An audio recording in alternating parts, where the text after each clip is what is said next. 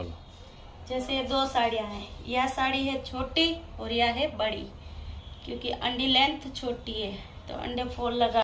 अगर अट्टू भी गया बड़ी, अट्टी होगी छोटी, तो अट्टू हमेशा फोल्ड यूं नहीं करांगा, यूं करांगा तो साड़ी छोटी भी जाएगा। અને વાતરાની जैसे अट्टी तो बराबर फोल्ड लगाई दी दो अट्टू मोटा तक। अब आई गयो यो खूणो, तो यो खूणो जैसे यह साड़ी अब घनी जगह आएगी। अब ये गई कंगूरा यूं, तो अपन गई फोल्ड लगावा यूं, तो अब कही है अब आप ही करेंगे कटिंग। जैसे यो फूल है अटे कंगूरा है तिको तिको भाग है तो अटे फूल काट दी तो यो अतरो अटे।